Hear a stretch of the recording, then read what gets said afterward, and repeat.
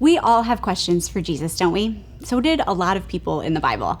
We're going to be digging into a bunch of those questions in the coming weeks. This week, though, Casey began our series with a question Jesus asked his disciples.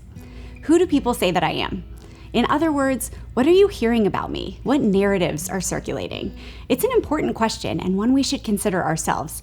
See, Jesus is about the least neutral person in all of history. There are thoughts and opinions on his identity by the thousands. There are those entirely hostile to his claims. There are those who are skeptical.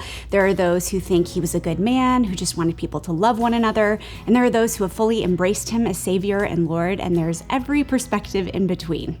Here's the point. Jesus' question to his disciples is one that should invite self-reflection for us. On what basis are we making our decision about Jesus and what to do with him?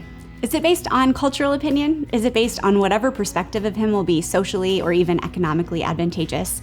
I mean, if he wasn't who he claimed to be, why risk our acceptance among a certain group of people that don't believe he was? If he wasn't who he claimed to be, why follow his standards of morality in our relationships, in our roles and positions? There are a lot of voices vying to influence where we stand on Jesus.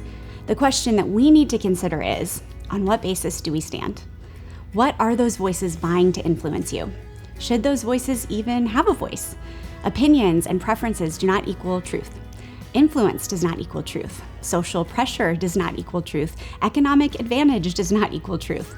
So consider those voices. Consider what you're trusting in as true. This is one of the most important questions you'll ever answer. One of the most, and only because it leads us to the most important. And we'll talk about that most important tomorrow.